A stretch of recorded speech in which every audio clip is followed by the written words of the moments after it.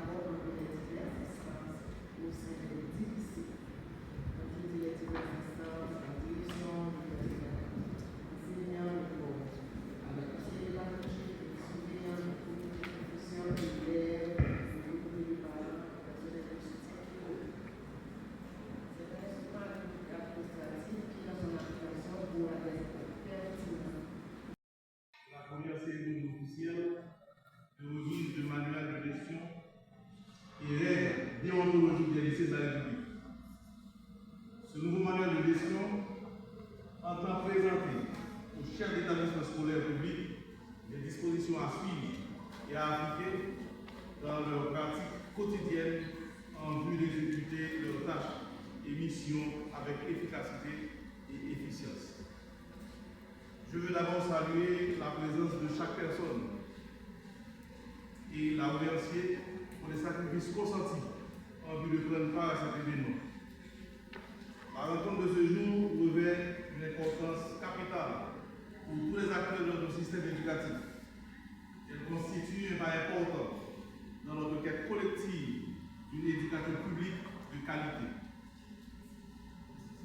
Je remercie tout particulièrement son Excellence, le ministre de l'Éducation. Les cadres du ministère présents ici pour cette grande cérémonie autour d'un instrument fondamental, le manuel de gestion des lycées de la République, et plus tard le manuel de gestion des directions départementales.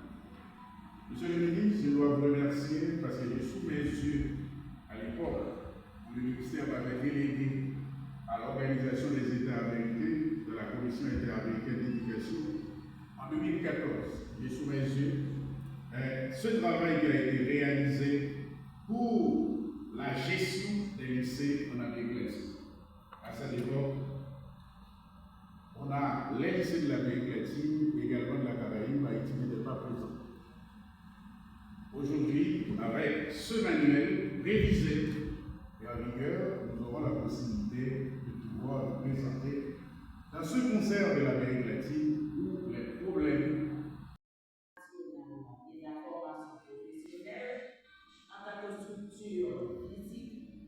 n'est pas encore construit depuis le séisme, mais les nombreux écrits et réautorisés depuis de nombreuses années dans cette institution portent à croire que les réflexions se sont matérialisées en ligne future d'action du ministère, notamment en ce qui a trait aux directions départementales et lycées de la République, vers l'espoir d'un lendemain plus clément en éducation.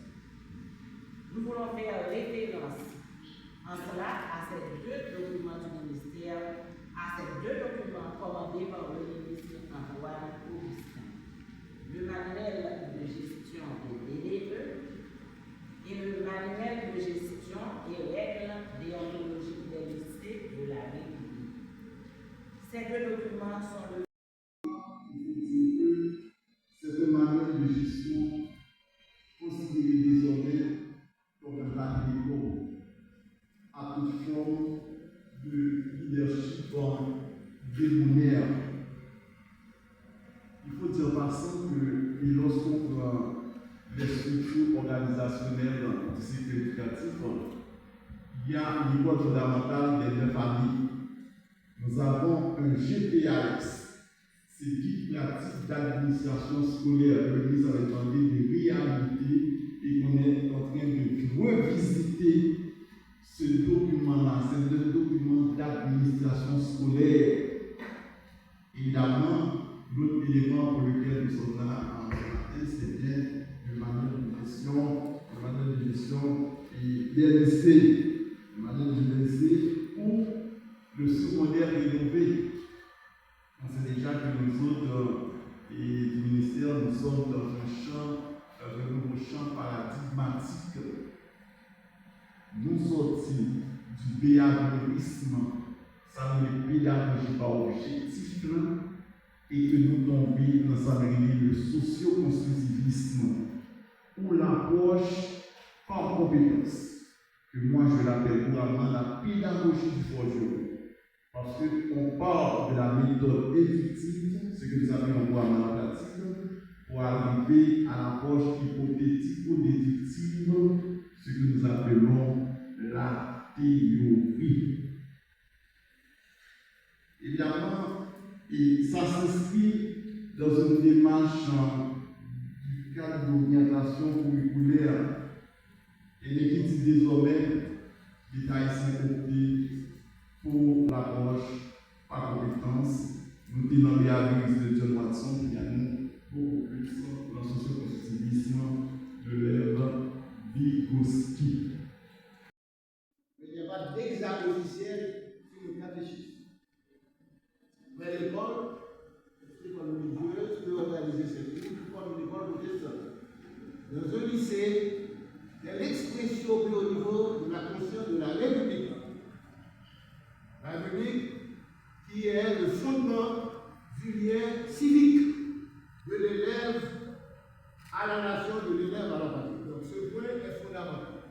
Le directeur ou la directrice d'un lycée peut être une vaudouisante, une protestante, une catholique ou un catholique, mais dans sa mission et fonction de directeur du lycée, sa foi est de l'ordre du privé.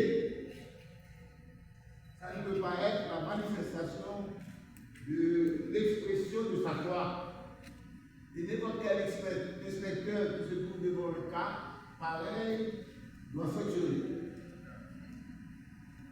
Ceci étant dit, donc je peux entrer dans le sujet qui me concerne. Et la cérémonie de ce matin de remise du manuel de gestion à la direction départementale d'éducation de l'Ouest et du manuel de gestion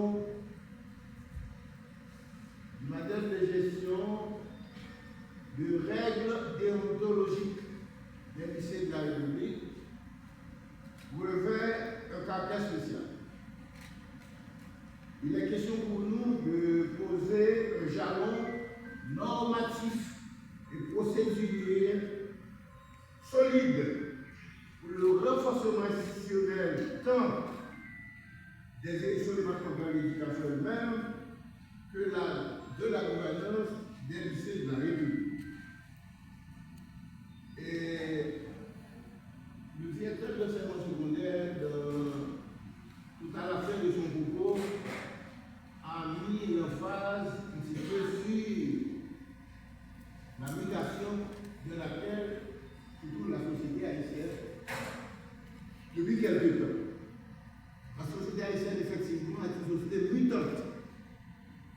Elle sort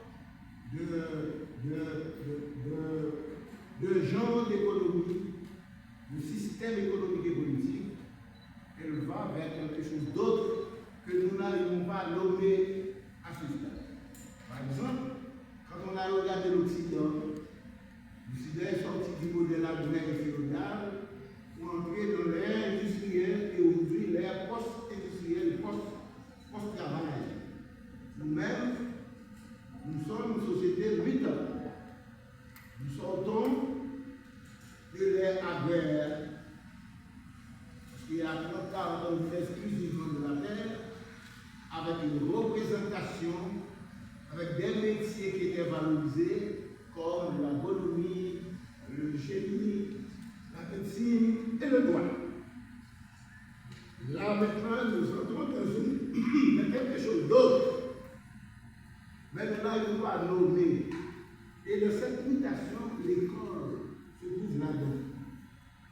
L'école haïtienne est une école vivante. Et généralement, l'école haïtienne repose sur deux piliers pédagogiques. Remontons au XVIe siècle français.